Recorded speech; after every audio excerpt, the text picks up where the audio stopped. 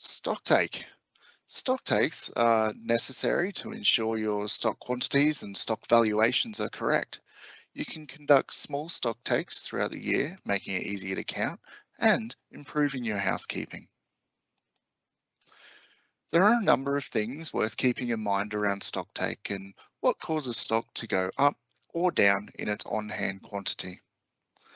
The information here is available on Jim2 Help, but I think it bears repeating in this webinar also. All stock listed within a stocktake session is locked to prevent any transactions that may impact the count. It may be a good idea to perform a count on slower moving stock during business hours and then perform an out of hours count on faster moving stock to ensure everything is accessible during work hours. Stock on purchase orders will not affect a stocktake until the PO has been set to received. If it has been set to received, it will then affect the on-hand levels. Stock on a job that has been reserved at a line level or job level will display as reserved on the stocktake count sheet. And stock that's on a job that is ready but not invoiced is considered reserved. Also, you can have multiple terminals adding counts to the same stocktake session and even for the same item code simultaneously.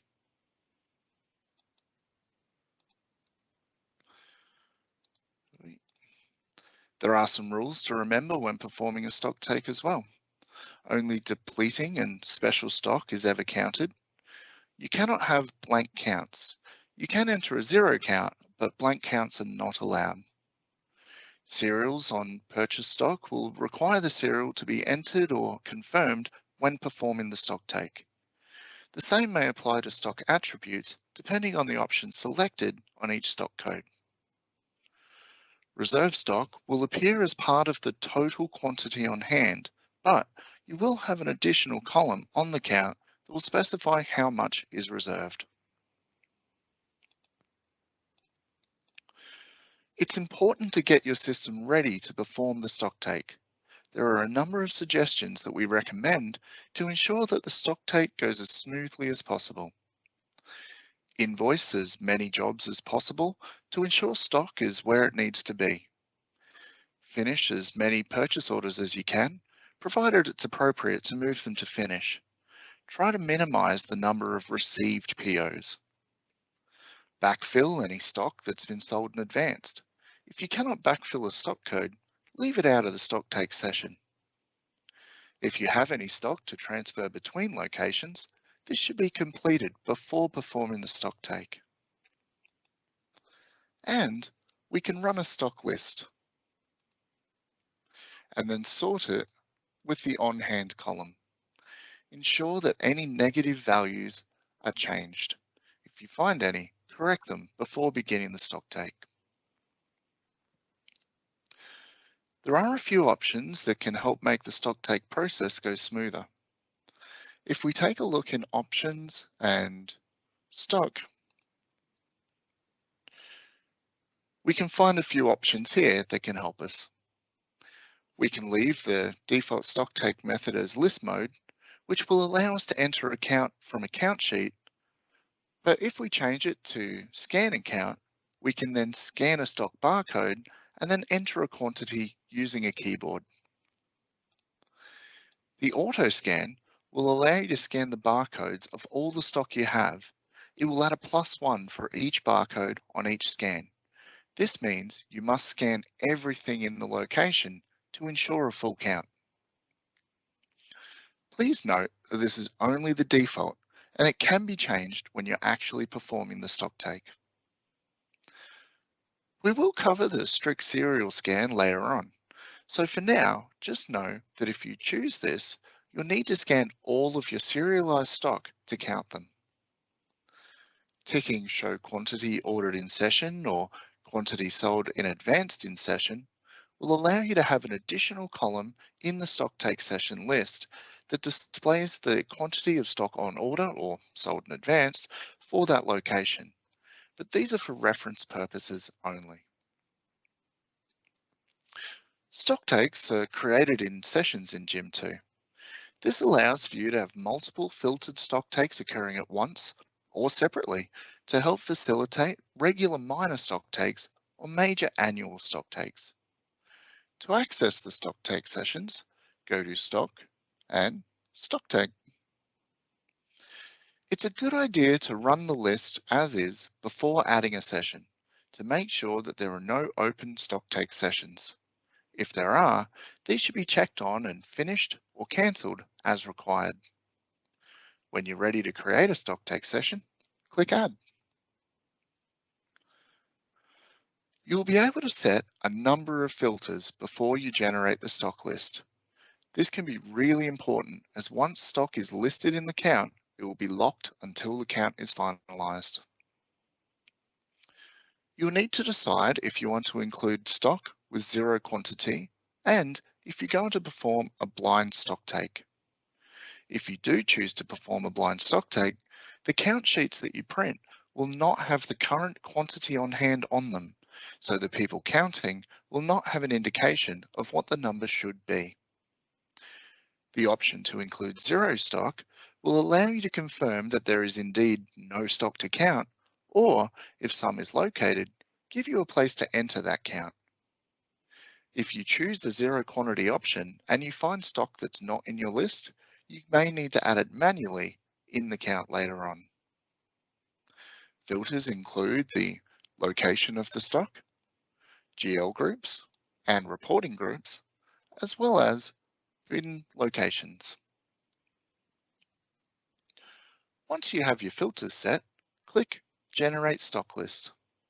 This will fill the window with the stock that matches the filters, but be aware that these items are now locked and cannot be used for anything until the stock take is complete.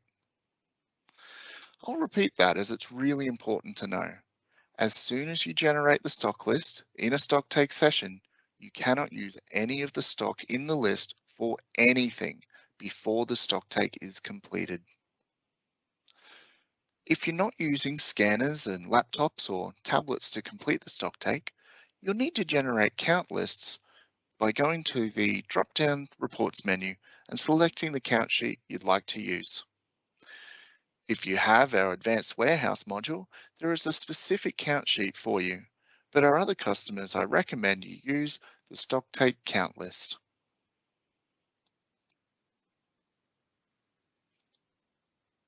We'll take a quick look at the sheet and include serials and attributes. All the info that you would expect is here.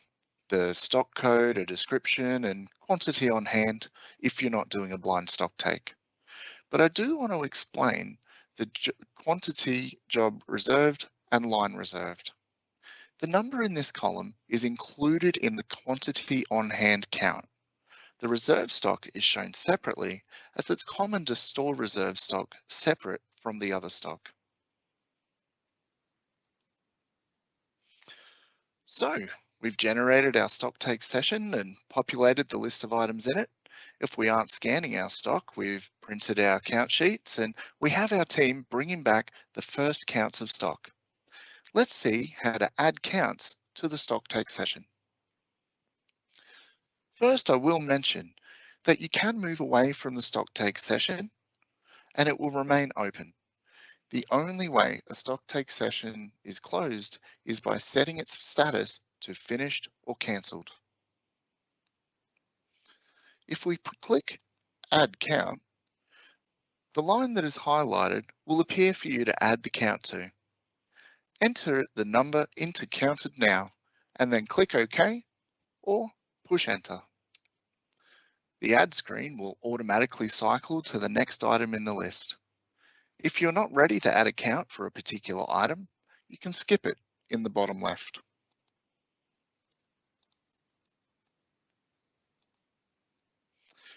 If you have found stock that's not on the list, you may have decided to not include items with a zero quantity.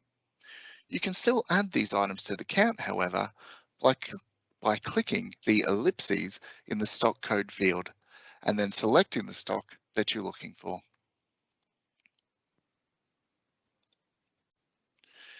There are a couple scenarios in which you would not use the main add count screen to the counted quantity.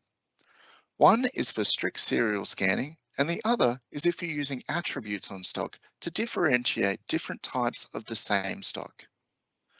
When you have stock that requires serials to be stored in Jim2, there will be a tab in the Add Count screen called Serials.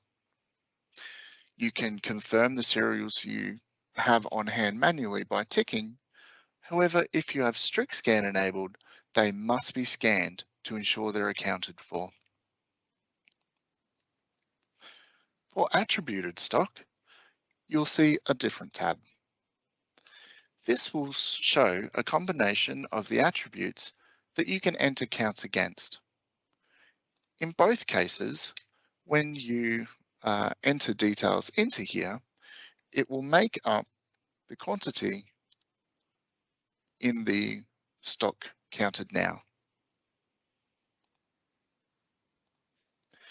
If you need to delete a count for any reason, simply expand using the arrow on the left-hand side, and then right-click and delete count. Finally, when counting has been completed and you want to finalize the Stocktake session, you'll need to confirm the counts have been entered. There are three main ways to confirm the counts. The counts will confirm automatically if the count counted now matches the quantity on hand. It will also turn green. You can enter edit mode and manually tick to confirm a count. This is mostly used if there's a variance to the count. You can also right-click and auto add count and confirm. This would only be used if the returned count sheets show little or no variation to the quantity on hand.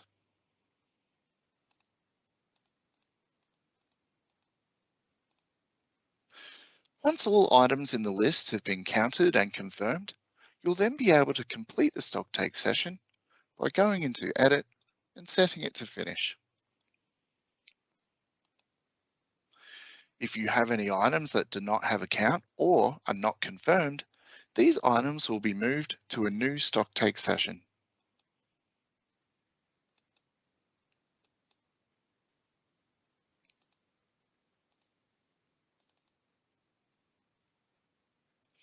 If there are any variances with the confirmed counts, you'll need to finalize the stock adjustments that are automatically created.